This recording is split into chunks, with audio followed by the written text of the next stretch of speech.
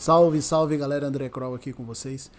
E depois de mais de 10 anos de espera, enfim, The Flash está entre nós. Então hoje a hora e a vez da gente discutir tudo sobre o filme e saber se de fato foi uma despedida honrosa ou se foi o último prego do caixão, um adeus melancólico ao universo de DC nos cinemas criado aí pelo Zack Snyder. Então bora lá, roda a vinheta!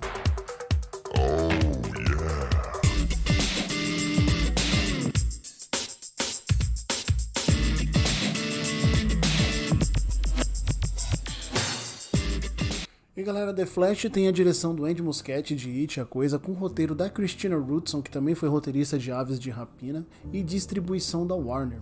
Bom, no filme reencontramos Barry Allen, novamente interpretado pelo Ezra Miller, vivendo na cidade de Central City agora como um membro recorrente da Liga da Justiça. O que não impede de Barry continuar sua cruzada tentando provar a inocência do pai, injustamente condenado pelo assassinato de sua mãe. Depois de um último esforço, vendo que a condenação do pai é praticamente irreversível, Barry parte para um último ato desesperado, usando a sua super velocidade para tentar voltar no tempo e impedir o assassinato da mãe. O que Barry não contava era que no meio dessa ação ele criaria uma realidade paralela, onde um planeta Terra que não possui super seres está às vésperas de um ataque do General Zod. Bom, resta agora a Barry se juntar à sua contraparte dessa realidade para juntos buscarem ajuda para tentarem impedir Zod de destruir a Terra antes que seja tarde. E bom galera, assim como a maioria dos filmes do DCEU, houve muitos problemas durante a produção de Flash. O filme sofreu vários adiamentos, troca de diretores, teve o Ezra Miller se envolvendo em vários problemas muito polêmicos, inclusive problemas judiciais. E como se tudo isso não fosse suficiente, o filme ainda chega num momento bem delicado, onde todo o universo que havia sido idealizado pelo Zack Snyder e pelo qual o filme faz parte, simplesmente não existe mais e vai ser substituído pelo novo DCU, que agora vai ter a gestão do James Gunn. O maluco é brabo! Mas ainda assim, quando a gente olha para o filme num contexto geral, a gente, pelo menos na minha opinião, eu vejo um filme de boa qualidade, eu vejo um filme divertido, um filme que tem uma proposta muito clara, ele é muito objetivo no que ele pretende entregar e ele de fato entrega. O ruim são as falhas que ele acaba cometendo nesse processo, mas eu já vou explicar melhor. Galera, então vamos começar falando de coisa boa. O roteiro é bem sólido, bem conciso e o filme tem plena ciência do que pretende entregar e de como fazê-lo, de modo que o desenvolvimento tanto da história quanto dos seus personagens caminha adequadamente. É bem legal a gente ver, por exemplo, a maneira com que o filme conta a sua história. Normalmente histórias que envolvem linhas temporais, realidades paralelas, multiversos, são sempre um tanto quanto complicadas para se contar. A audiência geral ela não tem tanta familiaridade com esses assuntos, ainda que a gente tenha visto dezenas e dezenas de filmes que tratam desses conceitos, em algum lugar do passado, Bill e Ted, De Volta para o Futuro, o próprio Exterminador do Futuro, enfim. Ainda assim, cada um desses filmes normalmente costumam abordar o assunto de viagem no tempo e realidades paralelas e etc, com seus próprios conceitos. Haja vista, por exemplo, o efeito borboleta, que inclusive é até mencionado, ao longo de The Flash. Mas apesar de referenciar assim, boa parte dessas obras, boa parte desses conceitos apresentados nela, o filme do Flash tem uma maneira, uma linguagem muito própria de contar a sua história embasada nesses conceitos de multiverso e realidades paralelas.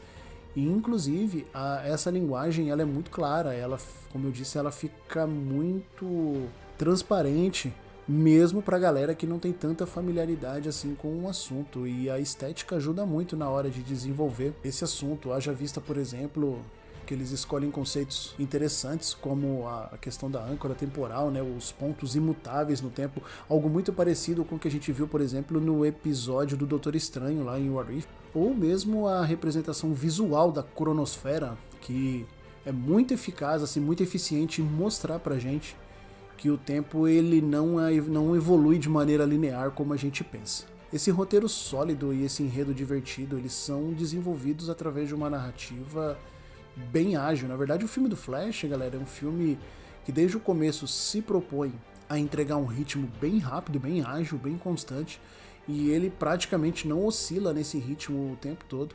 Alguns momentos de descanso eles servem principalmente para entregar contextos mais dramáticos sobre o filme, principalmente os que envolvem a relação do Barry Allen com a mãe, e alguns pontos de alívio cômico que, quando se referem ao personagem do Barry, eles são muito bem pontuados e muito bem colocados, que de fato funcionam, mas eu falo mais disso lá na frente. E galera, tem boas sequências de ação, tem boas cenas de luta, muito bem dirigidas inclusive pelo Andy Muschietti. Tem um conjunto principal de personagens, um núcleo central de personagens que funciona muito bem e que tem muita química entre si, a exceção fica por conta do Barry Allen daquela realidade, né? Que aí, galera, talvez é um dos pontos mais fracos desse filme. O nosso Barry Allen, aquele que a gente conhece desde os filmes da Liga da Justiça, ele tá um personagem muito mais maduro e isso foi muito bem feito, muito bem colocado. A gente não tem mais aquele Barry que faz piadas o tempo todo e que tenta ser o engraçadão e o alívio cômico constante. Muito pelo contrário, aquele é um personagem muito mais maduro, muito mais condizente com a tragédia que ele viveu e o quanto isso deve ter obrigado ele a amadurecer muito rápido e muito novo. Mas o legal é a gente ver que a tragédia ela não define a personalidade do Barry, ela tá lá, ela faz parte, ele lida com ela, ele lida com as consequências dela, mas isso não o define. Ele ainda é um cara bacana, um cara legal e que tem a esperança de livrar o pai da cadeia e de alguma forma diminuir o impacto de toda a tragédia que se abateu sobre a família dele. E o Ezra Miller tá muito bem no papel, muito à vontade. Na verdade, ele é um ator que dispensa comentários. Normalmente ele entrega com muita qualidade as suas atuações, o que torna ainda mais lamentável o fato dele ter feito o que fez e vai responder na justiça por isso, até porque a justiça nos Estados Unidos está longe do exemplo de impunidade que é a justiça brasileira. E talvez seja muito complicado a gente ver o Ezra Miller em alguma nova produção nos próximos tempos aí, o que de fato é uma pena. Ao lado dele ali você tem a Sasha Calle interpretando a Supergirl, que tá muito bem também, ela tem uma química muito interessante com o Barry Allen, e o mais legal disso daí é a maneira com que a personagem é tratada e o desenvolvimento dela é absolutamente restrito à sua função dentro da trama. E aí, como era de se esperar, né, quem rouba a cena de fato é o Michael Keaton, né, além de ser o melhor ator no meio dessa galera toda aí.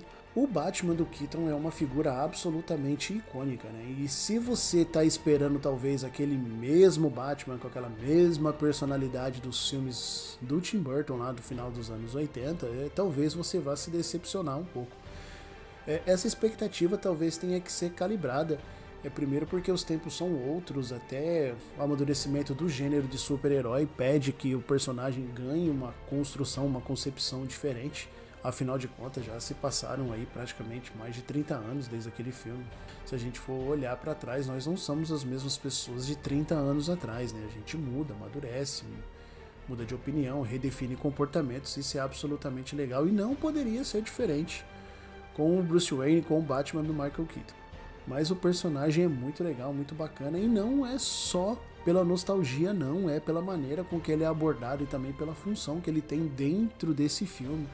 E claro, né, pelo Michael Keaton, que é um ator super carismático, assim, e a presença do seu personagem é absolutamente magnética em cena. O Michael Shannon retorna como General Zod, mas aí a presença dele fica meio que em segundo plano. Na verdade, ele tá ali só para representar uma ameaça que de certa maneira vai mover a trama, mas ele não tem destaque e tá longe, por exemplo, de ter o mesmo nível de antagonismo que teve no filme do Homem de Aço. Aliás, quando se fala em personagem além do Barry Allen, do Ezra Miller e além do Batman do Michael Keaton, quem realmente chama a atenção e não é de um jeito positivo, e aí vem o primeiro grande problema desse filme, é a contraparte, é a versão do Barry Allen da realidade paralela, lá vamos por assim dizer, né? Cara, vamos chamar ele de segundo Barry para ficar mais fácil da gente conversar, mas na boa, a impressão de que passa é de que o personagem foi escrito por um roteirista bem diferente daquele que escreveu o filme, que o personagem foi dirigido por, sei lá, por uma terceira unidade de direção que em momento algum conversa com a primeira unidade do Andy Muschietti. É um personagem totalmente deslocado, o comportamento dele é bobo, obtuso, as piadas são absolutamente ruins. E mesmo que a ideia fosse criar um personagem menos amadurecido do que o nosso Barry Allen, e a gente até entende esse conceito, afinal de contas a gente amadurece perante os dilemas.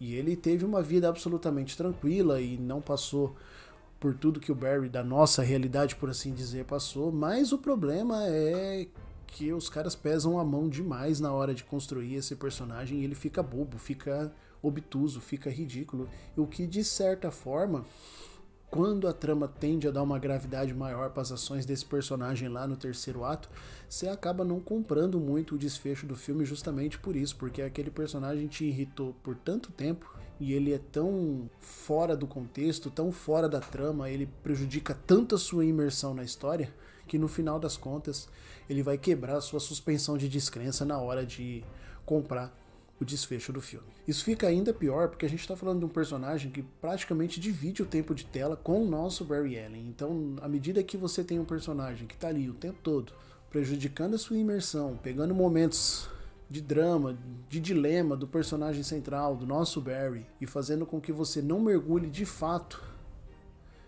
no pesar, na obscuridade que existe naquele momento, entendeu? Isso torna tudo muito chato. E na minha opinião, esse também não é o único problema do Flash. Há escolhas estéticas para representar certas situações, e aí a gente atribui isso daí à direção do Andy Muschietti, que são bizarras. Logo no começo do filme você tem uma sequência de ação, numa situação onde só um herói realmente com os poderes, com as capacidades do Flash poderiam resolver.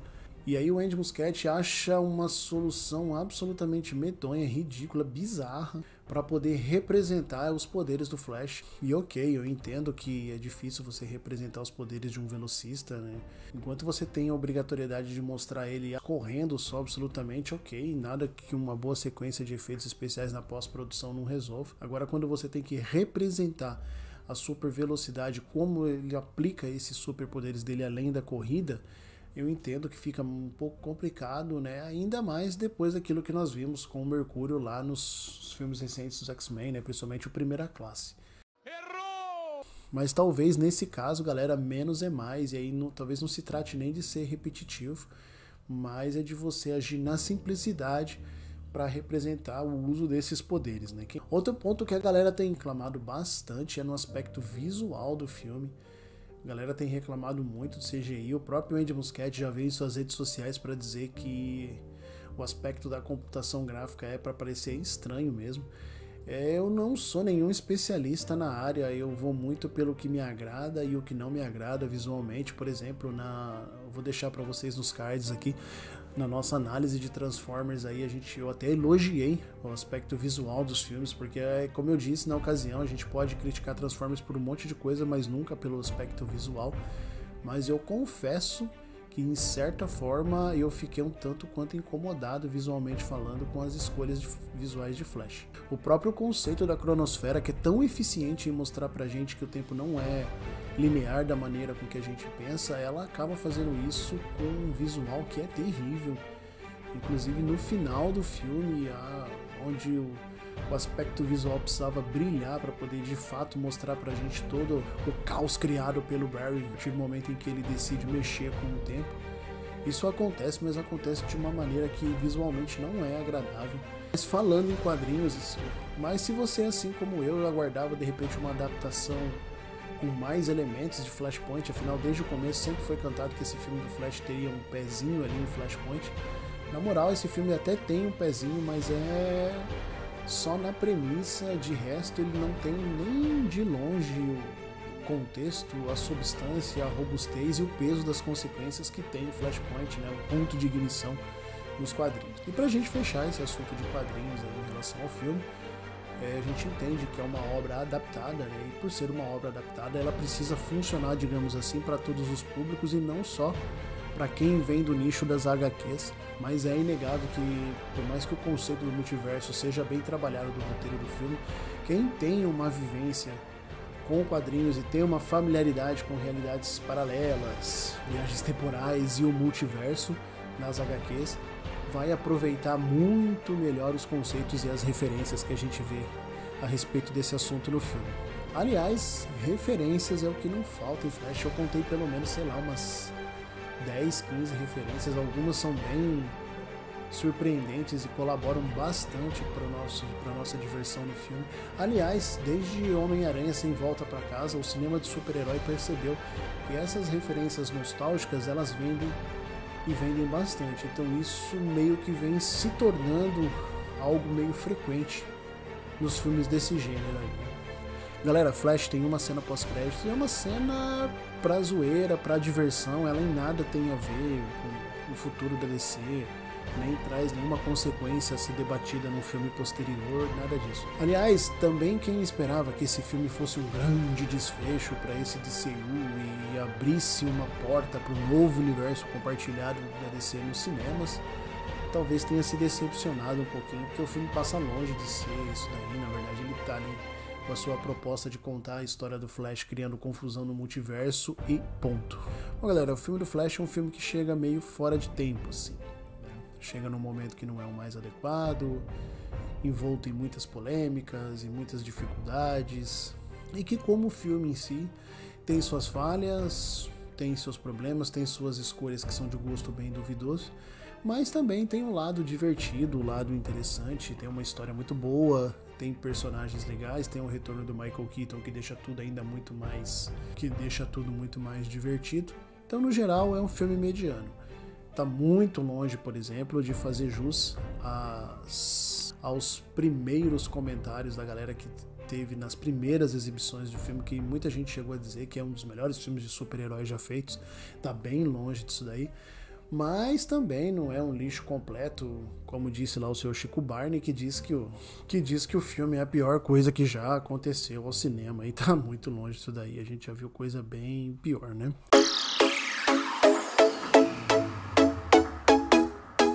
Bom, galera, então é isso. Eu espero que vocês tenham gostado. Eu agradeço a quem ficou até o final do vídeo aqui comigo. Não esqueçam de deixar o like para valorizar o trabalho, beleza? Quanto mais like vocês deixam, e mais o YouTube entende que esse vídeo é legal e para mais pessoas ele vai entregar. Se é a primeira vez que está por aqui no canal do Popverso, meu nome é André Kroll e a gente produz conteúdo aí sobre cultura pop, games, filmes, livros, cinema, com vídeos semanais e lives todas as segundas-feiras, 20 horas. Então já se inscreve no canal e ativa o sino das notificações para não perder nada de novo aqui do canal, tá? Eu vou ficando por aqui. Qualquer hora eu tô de volta. Mais uma vez, muito obrigado e fui!